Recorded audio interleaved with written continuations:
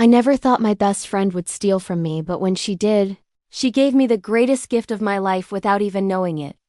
My name is Arden Vale. This is the story of how one stolen dress changed everything forever. Let me take you back to where it all began. The paint under my fingernails told a story I thought nobody cared about anymore. I used to paint every single day as a kid. Flowers, animals, sunsets, anything that made me smile. My mom would find me on the kitchen floor with watercolors spread everywhere, creating worlds on paper. But high school happened. Friends happened. Homework happened. Life got busy and complicated. My brushes sat in a dusty box under my bed, forgotten like an old toy I'd outgrown. I wasn't the prettiest girl at Everhard Academy. Not even close. My forehead was big. My hair was too curly. My clothes came from discount stores while other girls wore designer everything. But something about me made people look twice. Maybe it was how I walked with my shoulders back, never apologizing for taking up space. Maybe it was how I never tried too hard to fit in. I just existed in my own world, comfortable in my skin when everyone else seemed to be fighting theirs. That confidence drove the boys absolutely crazy. Especially Rowan Hawley. Rowan was the kind of boy every girl dreamed about. Tall, athletic, smart, and kind. He could have dated anyone at Everhard Academy. But he chose my best friend, Celine Drayton. Celine was everything I wasn't. Blonde hair that fell in perfect waves, blue eyes that sparkled like jewels, a smile that could light up entire rooms. She was homecoming queen 2 years running and had been dating Rowan for 8 months. They were the perfect couple. Everyone said so. But Rowan couldn't stop talking about me when she was around. "Look at Arden," he'd say during lunch, pointing at me across the crowded cafeteria. "See how she sits? So natural and graceful.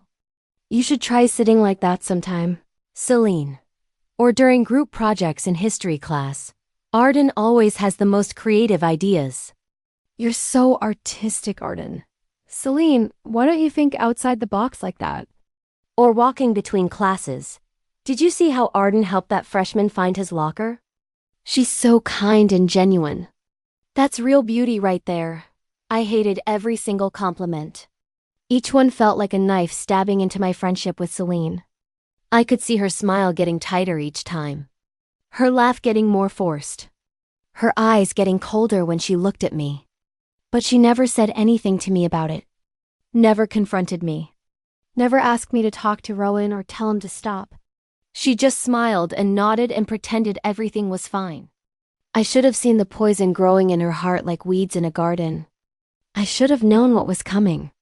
But I was too busy trying to survive senior year to notice my best friend was slowly turning into my worst enemy. Prom season hit Everhard Academy like a hurricane in March. Suddenly, girls talked about nothing else. Dresses, shoes, makeup, dates, hair appointments, nail appointments, tanning appointments, the works. The hallways buzzed with excitement. Every conversation revolved around who was wearing what and who was going with whom. Social media exploded with dress reveals and proposal videos. I watched it all with a mixture of excitement and dread. I wanted to be part of it. I wanted to feel beautiful and special for one night. But I knew my family couldn't afford what most of these girls were spending. My mom worked 2 jobs just to pay for my tuition at Everhard Academy. Morning shift at the hospital cafeteria, evening shift cleaning offices downtown. She came home exhausted every night, her feet swollen and her back aching. When I mentioned prom, she looked worried. "Sweetheart, I don't know if we can afford a fancy dress this year. Money's been tight with your dad's medical bills and all." I hugged her tight. "It's okay, Mom. I'll figure something out." But I didn't have much money saved from my weekend job at the local bookstore. Maybe enough for a basic dress and some shoes. Nothing that would make me feel like a princess. That's when I remembered something important. I didn't need money to be creative. I just needed vision. I spent 3 weekends searching thrift stores and consignment shops across town. Finally, in a tiny shop run by an elderly woman named Miss Jennifer, I found it. A simple black dress hanging in the back corner. Nothing special at first glance, just basic black fabric with clean lines and good bones. But I saw what it could become with the right touch. "This dress has potential. Miss Jennifer said when I brought it to the counter. It's waiting for someone with imagination to bring it to life. She only charged me $30. The dress fit perfectly when I tried it on at home. Not too tight, not too loose. It hugged my curves in the right places and flowed beautifully when I moved. But it was still just a plain black dress. I needed to make it special.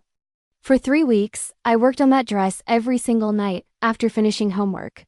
I hand-sewed tiny glass beads along the neckline, creating patterns that caught the light like stars.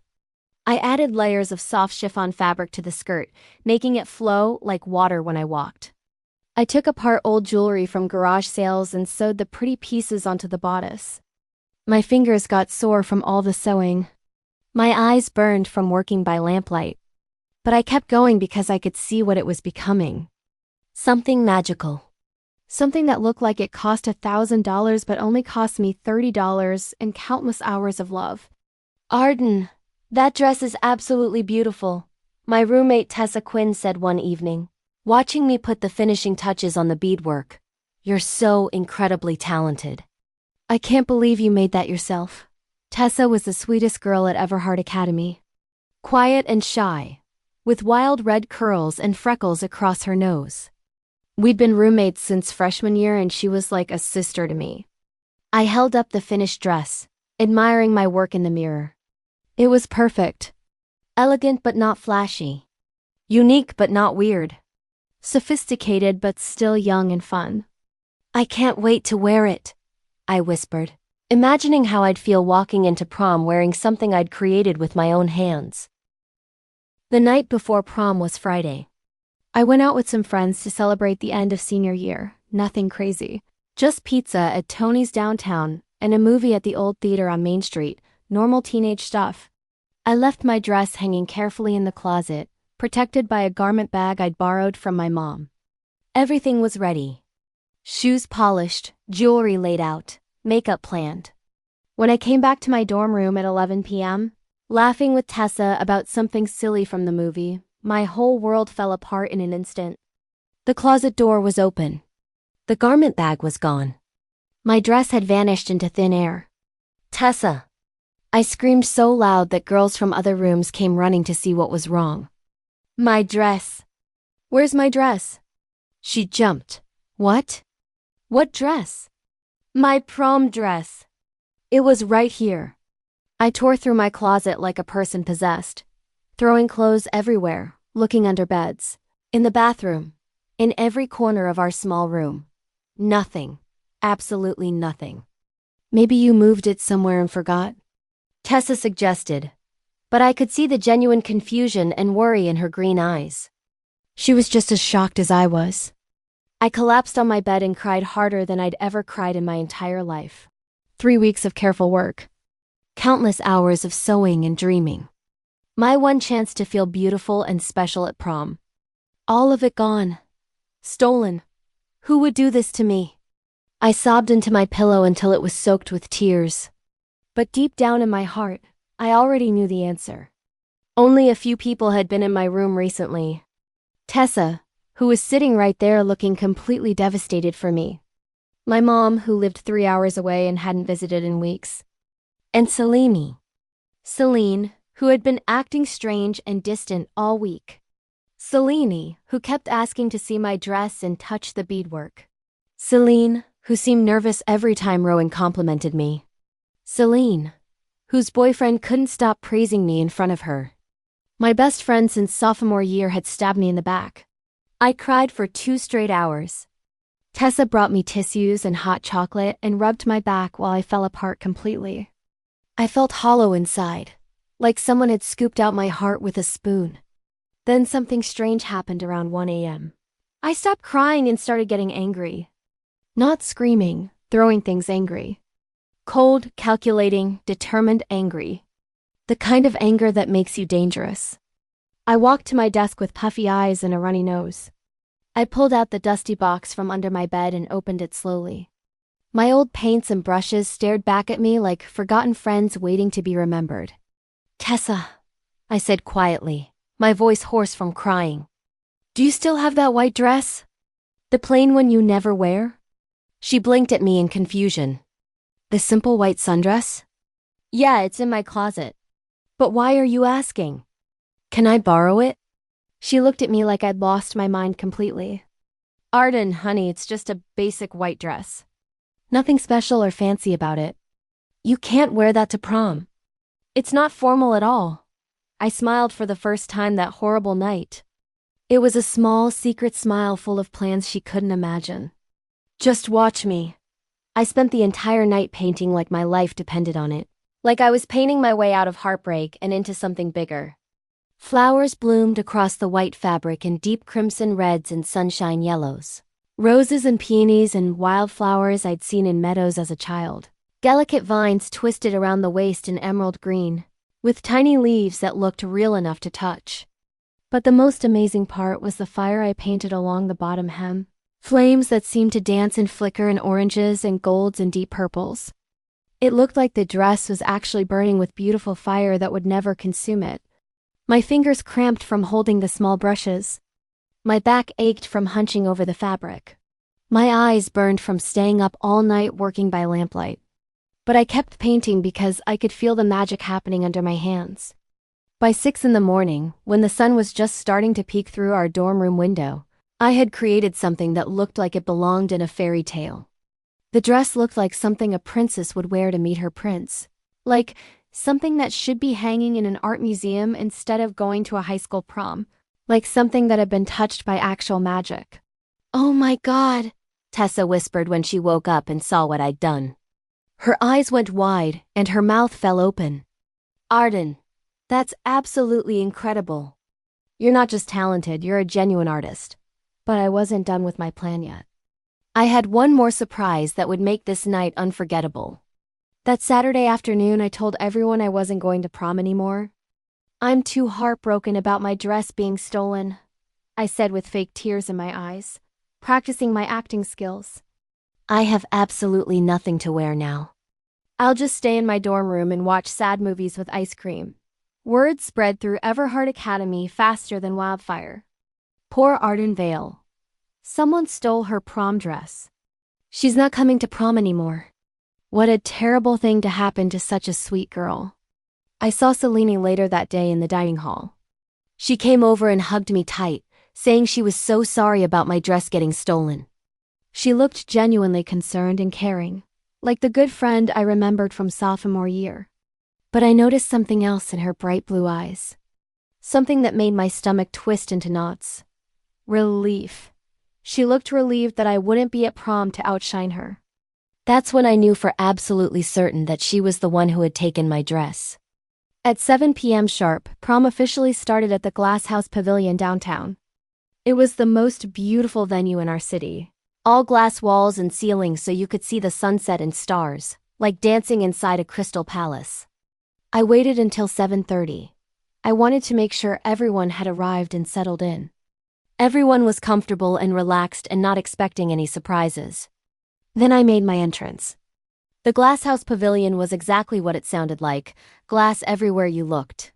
When I walked through those massive front doors, the setting sun hit my painted dress at the most perfect angle possible. The entire room went completely silent. Every single conversation stopped mid-sentence. Every head turned to look at me. Every camera phone came out at the same time. My dress caught the golden light and seemed to glow like it had its own power source. The painted flowers looked so real you wanted to smell them. The painted fire looked like actual flames dancing along the hem. I looked like a walking, breathing piece of art that had stepped out of a painting and into real life. And there, across the crowded dance floor, wearing my stolen black dress, Selene's face went white as fresh snow. I walked slowly through the crowd of my classmates. People stepped aside to let me pass like I was royalty. I heard whispers following behind me like ripples in a pond. Who is that? Is that Arden Vale? That dress is absolutely amazing. Did she paint that herself? She looks like a princess. Where did she get that dress? I found an empty table near the back of the pavilion and sat down like a queen taking her throne. I didn't need to dance or talk or mingle, I just needed to be seen and admired. And was I ever seen? Photographers from the school newspaper practically ran over each other trying to get pictures of me. Girls came over asking about my dress and where I'd gotten it. Boys couldn't stop staring and whispering to their friends. The DJ even turned down the music for a moment and announced, "Let's hear it for Arden Vale and that absolutely stunning dress." The whole room burst into applause. I felt like a movie star on the red carpet. But the very best part was watching Celine from across the room.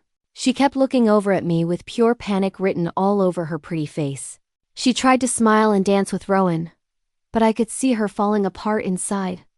Her plan had completely backfired. Instead of keeping me home and invisible, she'd pushed me to create something even more beautiful than what she'd stolen. Finally, after an hour of watching me get all the attention she'd wanted for herself, she couldn't take it anymore. I saw her grab a glass of red fruit punch from the refreshment table. Her face was twisted with anger and jealousy. She started marching across the dance floor toward me with determined steps. Her plan was obvious. Spill the drink all over my painted dress, ruin my magical night just like she thought she'd already done by stealing my original dress. But my roommate Tessa saw her coming from across the room. "Oh no, you don't!" Tessa shouted, jumping up from her chair and rushing to intercept Celine. They crashed into each other right in the middle of the dance floor.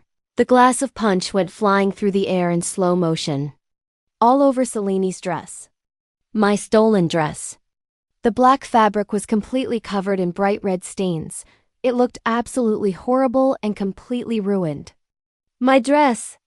Celine screamed without thinking. Then she caught herself and her eyes went wide. "I mean, the dress!"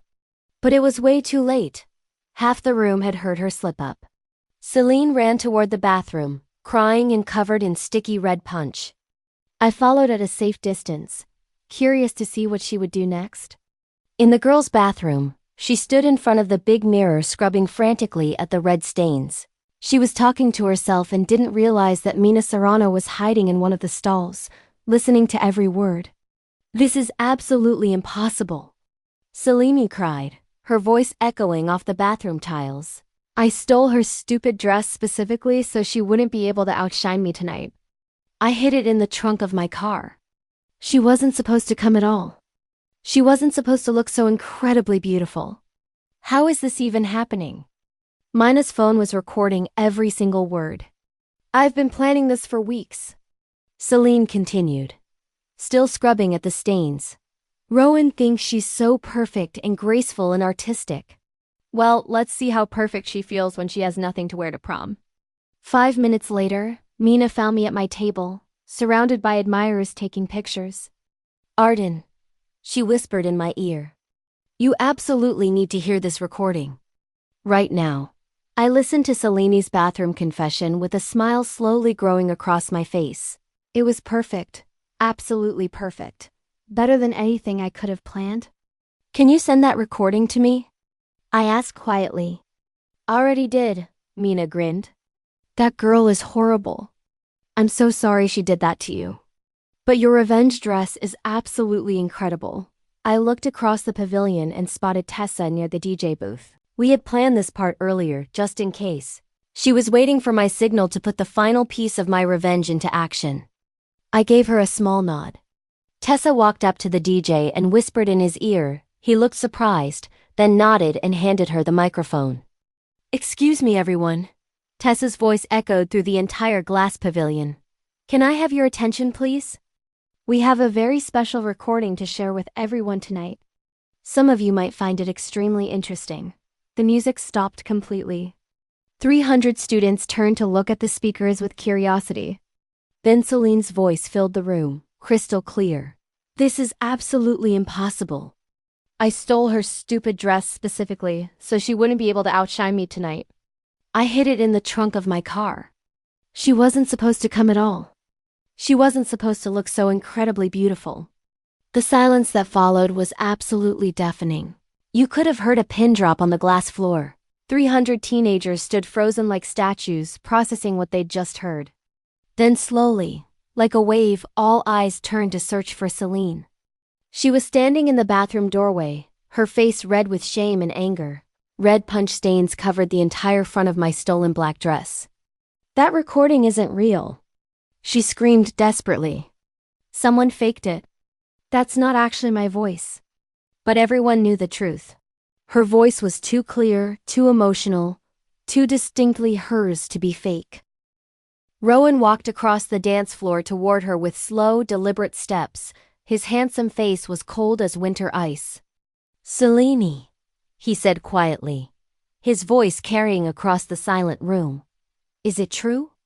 Did you really steal Arden's dress?" She opened her mouth to lie, to deny everything, to make up some excuse, but no words came out. Her guilt was written all over her face.